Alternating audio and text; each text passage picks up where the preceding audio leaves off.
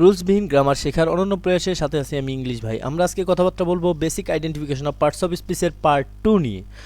বিগত পার্টে আমরা যে বিষয়টি নিয়ে আলোচনা করেছিলাম সেটা হচ্ছে যে আমরা একটা টেকনিক দিয়ে আসলে আইডেন্টিফিকেশন অফ পার্টস অফ স্পিচকে কমপ্লিট করতে পারি। সেই বা আইডেন্টিফিকেশন অফ পার্টস অফ স্পিচকে কমপ্লিট করার যে টেকনিকটা, এই টেকনিকটার মধ্যে আমরা 5টা কাজ করব। তার মধ্যে প্রথম যে 2টা কাজ আমরা কিন্তু অলরেডি করে ফেলেছি। 1 নাম্বার কাজ হচ্ছে আমাদের বাক্যে যে কোনো ফাইনাইট ভার্ব খুঁজে বের করতে হবে। তো আমরা যে এই বাক্য 3টা দেখতেছি, এই 3টা বাক্যের মধ্যে কিন্তু আমরা অলরেডি 1 নাম্বার বাক্য পেয়ে গেছি ফাইনাইট ভার্ব ইজ, পরের বাক্যে ইজ রিডিং, এর তারপরের বাক্যে হ্যাজ গান। এগুলো হচ্ছে ফাইনাইট ভার্ব, ঠিক আছে? এ ব্যাপারে আমাদের কারো কোনো কনফিউশন নাই আশা করি, কারণ আমরা ফাইনাইট ভার্ব এবং নন ফাইনাইট ভার্বের ক্লাসটি দেখে আসছি, আমাদের ডিসক্রিপশনে লিঙ্ক দেওয়া আছে। ওকে, যারা দেখে আসছি তারা কিন্তু এই ব্যাপারে 100% শিওর যে এগুলো হচ্ছে ফাইনাইট ভার্ব। ওকে, তাহলে এবার দেখেন, দ্বিতীয় নাম্বার কাজ ছিল আমাদের সাবজেক্ট বের করা। ফাইনাইট ভার্বের পূর্বে যতদূর পর্যন্ত অংশ থাকুক না কেন, পুরো অংশটাকে আমরা কি বলবো? সাবজেক্ট বলবো, তাই কি না বলেন তো? তাহলে আমরা সাবজেক্টও পেয়ে গেলাম। এবার আসেন 3 নাম্বার কাজ হচ্ছে বাক্যে ফাইনাইট ভার্বের পরে যে অংশটা আছে, এই যে বাক্যে ফাইনাইট ভার্বের পরে আমাদের কাছে একটা অংশ আছে, খেয়াল করেন, ফুল স্টপ পর্যন্ত। এই বাক্যেও একটা ফুল স্টপ পর্যন্ত অংশ আছে, এই বাক্যেও ফুল স্টপ পর্যন্ত একটা অংশ আছে। এই যে অংশটা, এই অংশটার নাম আসলে কি হবে? বাক্যে ফাইনাইট ভার্বের পরে বাক্যের মূল অংশটিতে মূলত 3টা জিনিস বসতে পারে। কয়টা জিনিস বসতে পারে? 3টা। একটা হচ্ছে অবজেক্ট, একটা হচ্ছে কমপ্লিমেন্ট, একটা হচ্ছে এক্সটেনশন। ওকে, তাহলে এখানে অবজেক্ট আছে নাকি এক্সটেনশন আছে নাকি কমপ্লিমেন্ট আছে, সেটা আমরা কিভাবে বের করব? সেটা বের করার জন্য প্রথম আমাদেরকে একটা চেক দিতে হবে। এই চেকটার নাম হচ্ছে এক্সটেনশন চেক। ওকে, কি চেক দিব বলেন তো? আমরা প্রথম যে চেকটা দিব, এই চেকটার নাম হচ্ছে এক্সটেনশন চেক। আমরা এক্সটেনশন চেক দিব। তো এক্সটেনশন চেক আসলে কিভাবে দিতে হয়? এক্সটেনশন চেক দিতে হয় দুইভাবে। কয়ভাবে বলেন তো? তাহলে আমরা কি করব? ফাইনাইট ভার্বের পরে এক্সটেনশন আছে কিনা সেই ব্যাপারে শিওর হব। মনে থাকবে তো 3 নাম্বার কাজ কি? যে ফাইনাইট ভার্বের পরে এক্সটেনশন আছে কিনা এটা চেক করব আমরা। এক্সটেনশন চেক করার জন্য আমাদের যে কাজটা সেটা হচ্ছে কি? Extension check. কি চেক বলেন তো? Extension check. তার মানে আমরা এই বাক্যে ফাইনাইট ভার্ব পেয়ে গেছি ইজ, পরের বাক্যে ফাইনাইট ভার্ব পেয়ে গেছি ইজ রিডিং, তারপরের বাক্যে ফাইনাইট ভার্ব পেয়ে গেছি হ্যাজ গান। ওকে, তাহলে আমরা এগুলো ফাইনাইট ভার্ব পেয়ে গেছি। ফাইনাইট ভার্বের পূর্বে যা থাকে সবগুলোর নাম কি বলেন তো? সাবজেক্ট। এই যে এই অংশটাকে বলা হবে সাবজেক্ট অংশ, ঠিক আছে? এই অংশটাকে সাবজেক্ট বলা হবে। কিন্তু পরে যে অংশটা আছে, এই অংশটার নাম আমাদের 3টা হতে পারে, হয় অবজেক্ট, কমপ্লিমেন্ট অথবা এক্সটেনশন। প্রথমে আমরা চেক করব যে এই অংশটাতে এক্সটেনশন আছে কিনা। এক্সটেনশন চেক করার জন্য আমাদেরকে 2টা থেরাপির সাহায্য নিতে হবে। 1 নম্বর থেরাপি হচ্ছে পাতিমাস্তান থেরাপি। পাতিমাস্তান বলতে ইংরেজি গ্রামারে পাতিমাস্তান বলতে বোঝানো হয় প্রিপোজিশনকে। কাকে বোঝানো হয় বলেন তো? আমি লিখে দেই যে পাতিমাস্তান বলতে ইংরেজি গ্রামারে কাকে বুঝবেন? প্রিপোজিশন। কাকে বুঝবেন বলেন তো? প্রিপোজিশন যদি আপনি কোথাও দেখেন তাকে বলবেন আপনি কি? পাতিমাস্তান। কি বলবেন বলেন তো? পাতিমাস্তান। এই পাতিমাস্তান যুক্ত যে অংশটা আছে এটাকে আপনি কি বলবেন? এটাকে বলবেন আপনি এক্সটেনশন। তাহলে দেখেন এই বাক্যগুলোতে খেয়াল করি, যদি আমরা কোথায় এই মূল ভার্বের পরে কোন অংশটাতে এই অংশটাতে কোথায় পাতিমাস্তান আছে বা প্রিপোজিশন আছে, দেখেন এই বাক্যে কিন্তু অফ একটা প্রিপোজিশন, তাই কি না? পরের বাক্যে ফর একটা প্রিপোজিশন, আর তার পরের বাক্যে যেহেতু কোনো প্রিপোজিশন নাই, তার মানে বোঝা গেল এখানে মূল অংশ হচ্ছে ফুল স্টপ পর্যন্ত। ওকে, তাহলে এবার খেয়াল করেন, এই যে প্রিপোজিশন যুক্ত যে অংশটা, এটা হচ্ছে এক ধরনের এক্সটেনশন অংশ।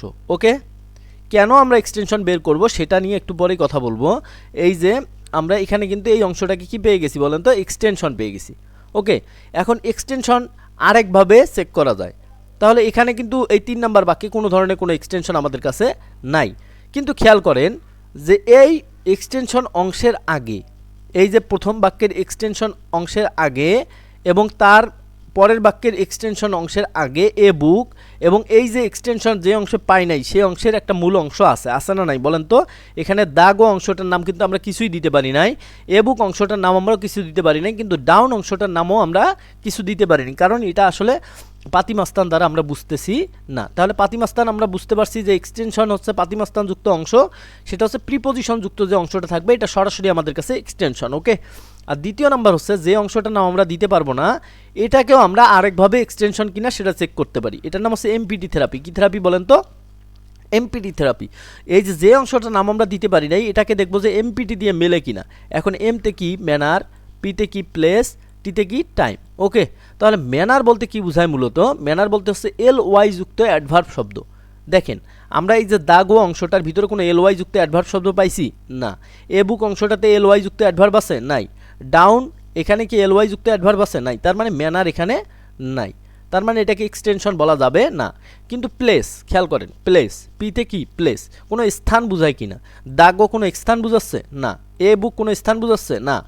ডাউন কোনো স্থান বুঝাচ্ছে কি না? খেয়াল করেন তো, দ্য সান ওয়েন্ট ডাউন, তার মানে এই ডাউনটা কিন্তু আমাদের একটা স্থান বুঝাচ্ছে। The sun has gone down, মানে the sun has gone down, সূর্য কোথায় যাচ্ছে? নিচের দিকে গেছে।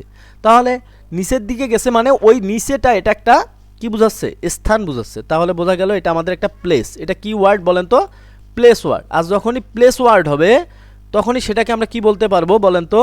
সেটাকে আমরা বলতে পারবো এক্সটেনশন। কি বলবো বলেন তো? এক্সটেনশন বলতে পারবো। এখন দেখেন, খেয়াল করেন, আজ যে বাক্যগুলো আছে যেখানে অংশগুলো আমরা নাম দিতে পারি নাই, এখানে দেখেন তো কোনো টাইম আছে? দ্য গো কোনো টাইম, এ বুক কোনো টাইম না। তার মানে এই যে ডাউন অংশটা, এটা আমাদের কাছে কি হয়ে গেছে? এক্সটেনশন হয়ে গেছে। বাকি অংশগুলোর নাম আমরা এখনও দিতে পারি নাই। এই যে দ্য গোর অংশের নাম দিতে পারিনি, এ বুকের অংশের নাম দিতে পারিনি। এই যে এ বুকের নাম দিতে পারলাম না এবং দ্য গোর নাম দিতে পারলাম না, এগুলোকে বলা হবে অবজেক্ট অথবা কমপ্লিমেন্ট। আমরা আশা করি এক্সটেনশনটা বুঝতে পারছি। এক্সটেনশন দুইভাবে চেক করা যায়। একটা হচ্ছে প্রিপোজিশন যুক্ত অংশকে আমরা এক্সটেনশন বলবো, এবং এমপিটি থেরাপি দিয়ে যদি কোনো ওয়ার্ড পাই বা অংশ পাই সেটাকে আমরা কি বলবো? এক্সটেনশন বলবো। এখন কেন আমরা এক্সটেনশন নিয়ে মাথা ঘামাচ্ছি সেটা আমাদের জানার বিষয়। এক্সটেনশন নিয়ে মাথা ঘামানোর কারণ হচ্ছে এক্সটেনশন যে অংশটা, এই অংশটাকেই অ্যাডভার্বিয়াল বলা হয়। তার মানে এক্সটেনশন আপনি যত বেশি খুঁজে বের করতে পারবেন তত বেশি আপনি অ্যাডভার্ব সম্পর্কে এক্সপার্ট হতে পারবেন।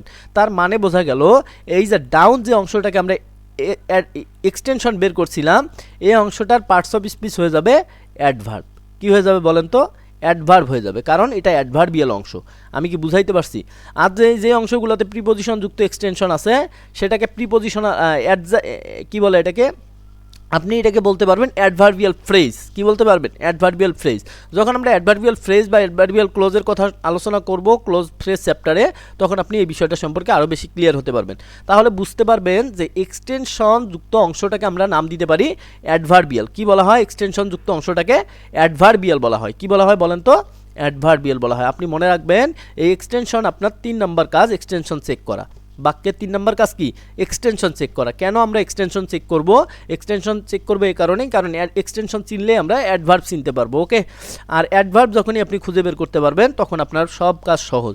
আর যদি আপনি এক্সটেনশন না পান বাক্যের মূল অংশগুলোতে, তাহলে সেটা হয় অবজেক্ট হবে, নয়তো কমপ্লিমেন্ট হবে। অবজেক্ট হবে নাকি কমপ্লিমেন্ট হবে সে ব্যাপারে আমরা পরের পর্বে গিয়ে কথাবার্তা বলবো। ততক্ষণ পর্যন্ত ভালো থাকবেন, কথা হবে নেক্সট ক্লাসে।